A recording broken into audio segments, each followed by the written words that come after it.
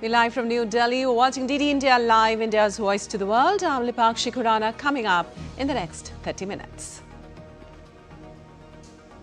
Prime Minister Modi congratulates Israeli PM Benjamin Netanyahu on Gaza peace deal, reaffirms that terrorism in any form is unacceptable.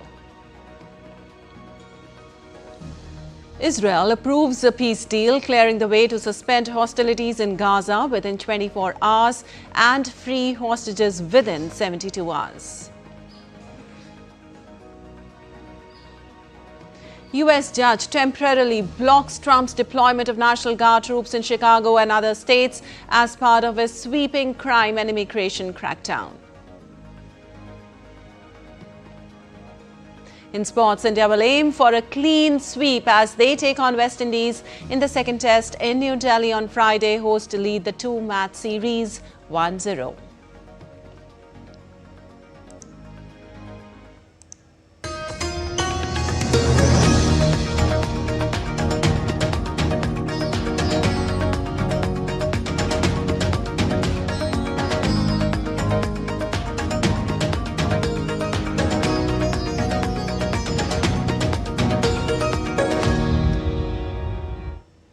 And on to the details now. After months of intense fighting and failed negotiations, a major breakthrough was achieved in the Gaza conflict. Israel and Hamas have signed a ceasefire agreement, a deal that could mark the first real step towards lasting peace in the region. More in this report. Celebrations erupted on both sides as Israel and Hamas reached a landmark agreement to end hostilities in Gaza. The deal calls for a ceasefire, which is a partial Israeli military withdrawal, and the release of hostages by Hamas in exchange for Palestinian prisoners held by Israel. The agreement follows indirect talks in Egypt's Sharm el-Sheikh and forms part of US President Donald Trump's initiative to end the conflict. I'm very excited about this, and all of us in the camp are waiting for the response. It is supposed to happen today, God willing. We are racing against time so the agreement can be signed, and we are eagerly waiting for 4 p.m. to hear them say, you can return to your homes. There are no words to describe the feeling today. It's undescribable, like spontaneous joy, excitement, tears. We all came here from the office because we are just unable to work.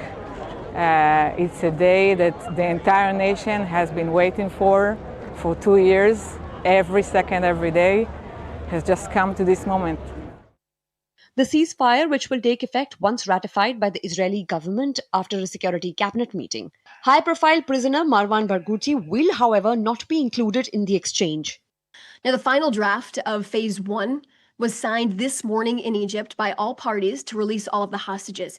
And the IDF will then redeploy to that yellow line we mentioned, which will lead to the military controlling and holding about 53% of the Gaza Strip. Now, Phase 1 stands very clear.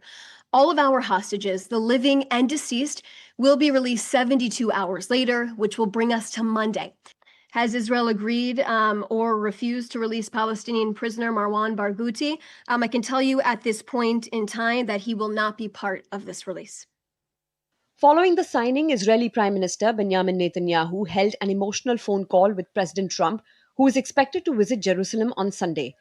Netanyahu expressed gratitude for Trump's global leadership in facilitating the deal. In a phone call earlier this morning, Prime Minister Netanyahu thanked President Trump for his global leadership efforts to make this all possible. It was a very emotional and a warm conversation as both leaders congratulated each other on this historic achievement. World leaders also welcomed the agreement, hailing it as a crucial step toward peace and the safe release of hostages in Gaza. I welcomed the announcement last night of an agreement to secure a ceasefire and hostage release in Gaza, based on the proposal put forward by President Donald J. Trump. And I commend the diplomatic efforts of the United States, Qatar, Egypt, and Turkey in brokering the desperately needed breakthrough. We have all waited far too long for this moment. Now we must make it truly count. I urge all parties to fully abide by the terms of the agreement and to fully embrace the opportunities it presents. The world is watching closely as the ceasefire moves towards implementation. If it holds, it could bring long-awaited relief to millions affected by the conflict and possibly set the stage for broader peace talks in West Asia. Bureau Report, DD India. Well, Israel's government has approved the Gaza ceasefire and hostage release plan. Earlier, Israel and Hamas agreed to the first phase of his peace plan to pause fighting and release at least some hostages and prisoners. Now, Hamas will exchange 20 living hostages for 2,000 Palestinian prisoners as part of the first phase of a deal to end the conflict in Gaza. The exchange will take place within 72 hours of the implementation of the agreement. And following the announcement, Prime Minister Narendra Modi spoke to US President Donald Trump and congratulated him on the success of the historic Gaza peace plan. Prime Minister Modi wrote on X, and I quote, "Spoke to my friend President Trump and congratulated him on the success of the historic Gaza peace plan. Also reviewed the good progress achieved in trade negotiations, agreed to stay in close touch over the coming weeks," unquote.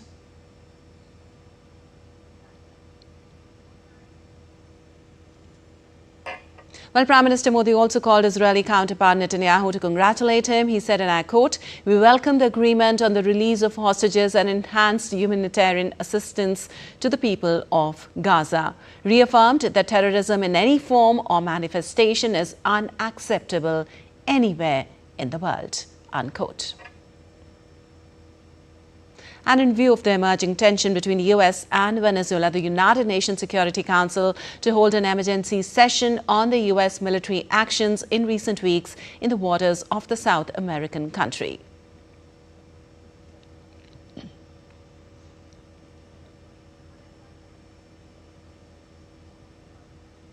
Well, the request came a day after members of Congress voted down legislation that would have put a check on Trump's ability to use a deadly military force against drug traffickers. Now, so far, the U.S. military has carried 4 deadly strikes in the Caribbean since it increased its maritime forces for what Trump was declared an armed conflict with drug cartels.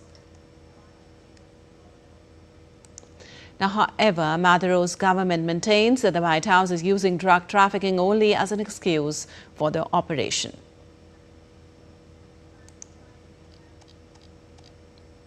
Well, U.S. judge temporarily halted Trump's deployment of hundreds of National Guard troops in Chicago and other states 5 days after another U.S. judge blocked a similar deployment in Portland, Oregon.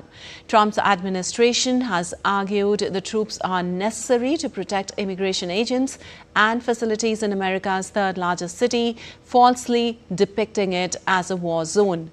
Now, but local Democratic officials have said police and other law enforcement are perfectly sufficient, while arguing that Trump is purposefully provoking protest with its heavy-handed operations. Now, putting an obligation on the move, the district judge April Perry said that permitting guard troops in the state would only add fuel to the fire after hearing more than 2 hours of arguments from lawyers for the U.S. government and the state of Illinois, which sued the Trump administration over the deployment. Judge Perry did a very careful job of weighing the evidence, weighing the credibility of the evidence and those declarations that served as the testimony to be considered as to whether or not the President of the United States could and should federalize and deploy the National Guard into our great city and our great state. And I think after doing so, she made the correct decision to enter a temporary restraining order. Well, a bloc of opposition lawmakers in Peru presented a fresh motion to remove President Dina Boluarte from office. The proposal is the latest of a series of so far unsuccessful motions and comes as the South American nation prepares for elections next April. The motion, which seeks to remove Boluarte for permanent moral incapacity, was signed by at least 34 lawmakers from various parties. At least 52 must approve it in an upcoming plenary session of Congress before it can be debated in a separate session, which will decide whether or not it can proceed. Now, Boluarte came to power in December 2022 as her predecessor, President Pedro Castillo, under whom she had served as vice president, was ousted and arrested after he attempted to dissolve Congress. And a federal judge in Manhattan dismissed superstar rapper Drake's defamation lawsuit over Kendrick Lamar's diss track Not Like Us against Universal Music Group, which releases both artist music. U.S. District Judge Janet Vargas said Lamar's lyrics accusing Drake with an inappropriate term were not defamatory because they were non-actionable opinion. Lamar and Drake, whose given name is Aubrey Drake Graham, have been engaged in a long-running feud with several high-profile diss tracks against each other. Drake sued UMG in January based on its promotion of Not Like Us, arguing the song's false accusation that the Canadian rapper is a pedophile put him and his family in danger. UMG said it was pleased by the dismissal. From the outset, the suit was an affront to an artist and their creative expression and never should have seen the light of the day. The company said it looked forward to continuing work successfully promoting Drake's music and investing in his career. And the government of Nepal has declared Ilam district in Koshi province a disaster crisis zone after deadly floods and landslides.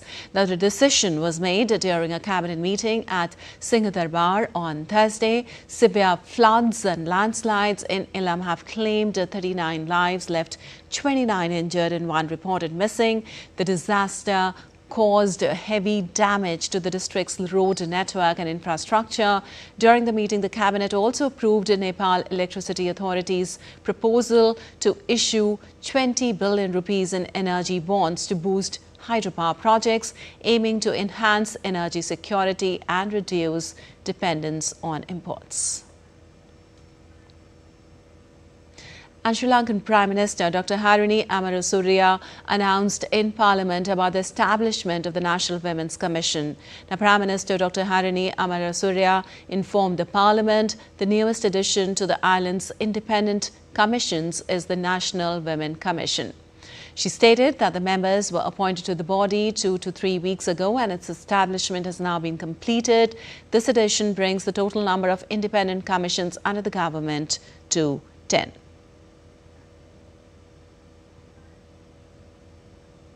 And now let's take a look at other stories making news around the world. The cruise season in Panama begins as the Queen Elizabeth cruise ship sails through the canal from the Pacific carrying tourists to the Caribbean. Authorities anticipate a drop in ship traffic this season due to rising cost for cruise operators. New York City Comic-Con began on Thursday at Manhattan's Jacob Javits Center, drawing crowds of costumed fans. The 4-day event, running through October 12th, is expected to see around 250,000 attendees. The convention celebrates pop culture with cosplay, panels, merchandise, and more. Chocolate prices are expected to rise in the U.S. this Halloween as global cocoa costs have more than doubled since early 2024, according to Wells Fargo's report. Supply disruptions in West Africa, responsible for 70% of cocoa production, caused a record supply deficit. Consumers may see smaller product sizes and fewer items on shelves this season.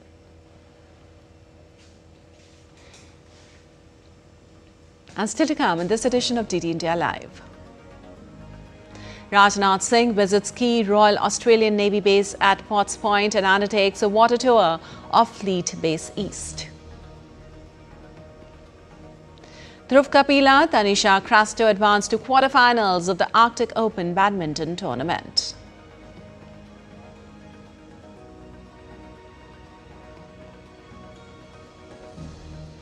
And India remembers R.K. Narayan on his 119th birth anniversary, creator of beloved Malgudi days and iconic character Swami.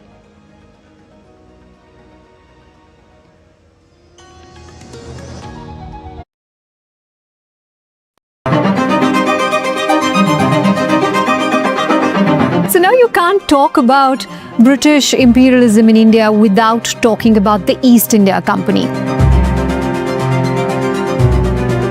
Britain is just dotted with the visible representations of loot from India. The one thing you folks have never done is just say sorry.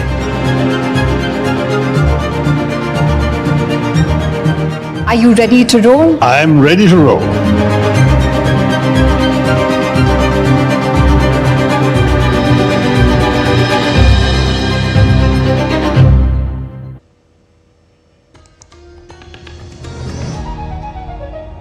Welcome back. You're watching DD India Live. I'm Lipakshi Khurana, and moving on, India's Defence Minister will conclude his two-day visit to Australia today. He began the day two of his visit to the HMAS Kutabal in Sydney, a key Royal Australian Navy base at Potts Point, and undertook a water tour of Fleet Base East.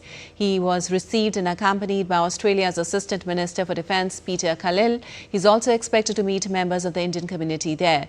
The visit comes at a historic moment when India and Australia commemorate 5 years of establishment of India-Australia Comprehensive Strategic Partnership. This also marks the first ever visit of a defence minister to Australia under this government since 2014.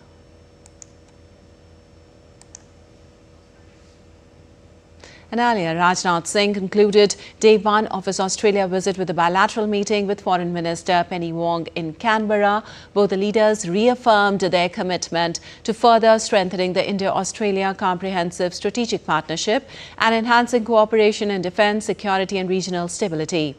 Rajnath Singh underlined the growing friendship between the two countries, saying it is built on mutual trust and shared democratic principles rather than transactional interest. Now, Wong, on her part, praised the significant contribution of the vibrant Indian diaspora to Australian society and emphasized that while the two nations are geographically distant, their perspectives and values remain closely aligned.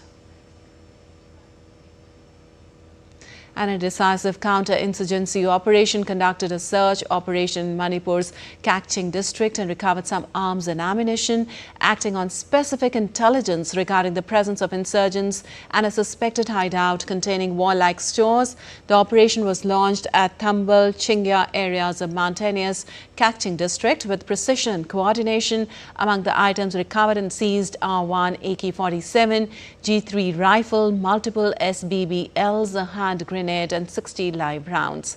The operation marks a substantial step in curbing the movement and activities of insurgent groups in the region and highlights the effectiveness of coordinated security efforts in safeguarding public safety. And the Idumishmi tribe of the Dibang Valley in Arunachal Pradesh in the northeastern part of India believes that tigers are their elder brothers. At a tribal art exhibition named A Silent Conversation from Margins to the Centre in Delhi was inaugurated by the former President of India, Ramnath Kovind. He took a tour of the exhibition and interacted with the artists, some of whom live around various tiger reserves of India.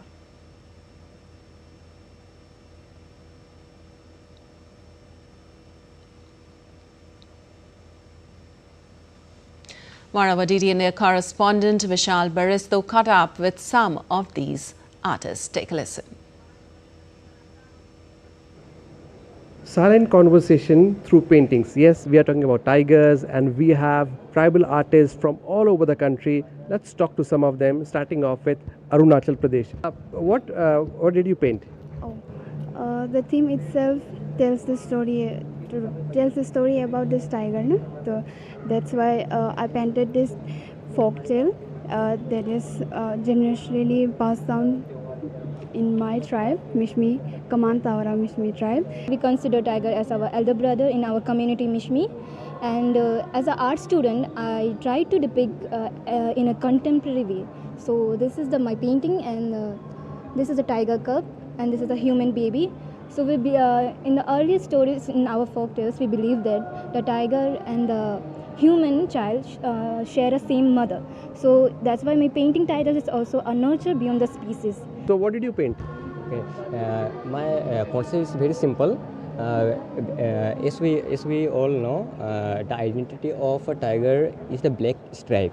So here I indicates the crow is a death, symbolic as death, which Is taking away all the stripes of the tiger. stripes. How many artists from how many reserves are here, and what is the whole idea?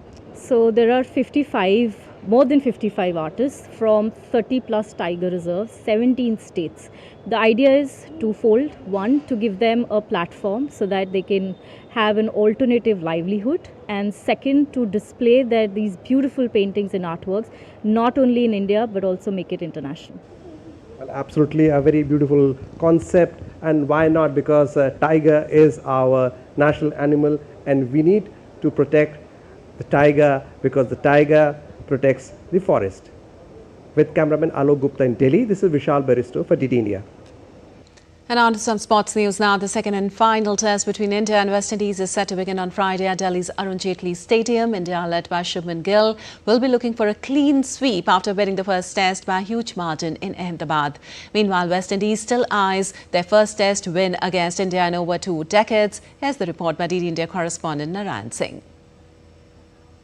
India will look to seal the 2-match test series against West Indies when teams meet in the second and the final test match at the Arun Jaitley Stadium in Delhi from October 10 to 14. After a crushing win by an innings and 140 runs in Ahmedabad, Team India leads the series 1-0. The host will aim to complete a clean sweep and continue their dominant home record. India's big positives came from centuries by KL Rahul, Dhruv Jurel and Ravindra Jadeja in the first test. Bowlers led by Mohammad Siraj and Jadeja were outstanding as well. Team India may stick with the same combination that played in Ahmedabad given the balance and the form of the side. Captain Shubman Gill said the team is focused on grooming its pace bowlers and providing enough opportunities to promising players in the longest format. How we can make the players feel more secure and what kind of combinations that we can play. We sort of want to look at 18 or a 15 member squad where we are picking constantly players from that bunch and from that squad. And one of the key things that we discuss is how we can build our fast bowlers. We have a pool of good fast bowlers and we want to be able to keep rotating them so that they get enough opportunities, come whenever we tour South Africa, Australia, New Zealand. Meanwhile, the West Indies will look to regroup after a tough first test match. With injuries to Alzari Joseph and Shamar Joseph, their challenge gets tougher. But they will hope to show fight and resilience in this test match in Delhi. This pitch is expected to assist spinners as the game progresses, something that will please Indian spinners. The last test at this venue was in February 2023 when India defeated Australia inside 3 days on a turning track. Will India finish the series in style or will West Indies bounce back and level it? All eyes now on the action at the Arun Jaitley Stadium. This is Narayan Singh reporting for DD India, New Delhi. And India's Dhruv Kapila and Tanisha Crasto marched into the quarterfinals of the Arctic Open badminton tournament after a come-from-behind win in Finland.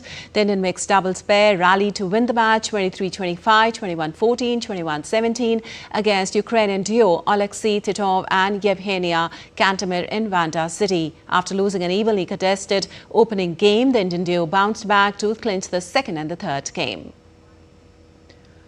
In women's single, Anmol Karb also fought back from a game down to beat Chinese Taipei's Su Wenqi 18-21, 21-18, 21-17 and reach the quarter-finals.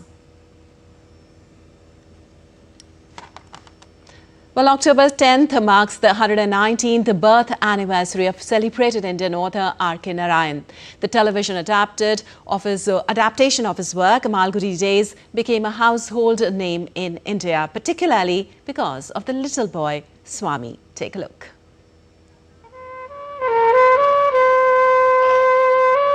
October 10 marks the birth anniversary of R.K. Narayan, Rasipuram Krishnaswamy Iyer Narayanaswamy, commonly known as R.K. Narayan, was one of the greatest writers of English literature. This Indian writer was globally known for his fictional writings. Born in 1906 in a family of Tamil Brahmins, R.K. Narayan was the second eldest son in a family of 8 children. His rich tapestry of fictional, non-fictional and mythological works resonates with readers around the globe. He started teaching in a school but soon decided to quit his job to pursue a full-time career in writing. Throughout his lifetime, Narayan authored 34 novels, beginning with Swami and Friends, a captivating tale that follows the adventures of a group of schoolchildren. His narratives are set in a fictional village of Malgudi in South India, a vibrant backdrop that later inspired the beloved television series Malgudi Days, which aired on DD National. This show became a cherished favorite, resonating with audiences and leaving a lasting impression that many still recall fondly today. He was also nominated as a member of the Rajya Sabha, the upper house of Indian Parliament, in 1980 for his extraordinary contributions to literature. His legendary writing career came to an end with his final book, Grandmother's Tale, in 1992. R.K. Narayan masterfully captured the contradictions and ironies of Indian rural and urban life in his works, vividly illustrating the tensions between modern urbanity and age-old traditions. His unwavering dedication to writing defined his life, and he continued to craft his narratives with remarkable skill and insight until his final days. R.K. Narayan's legacy in Indian English literature is immensely impactful, shaping the trajectory of Indian writing in English and inspiring countless generations of authors. Bureau Report, DD India.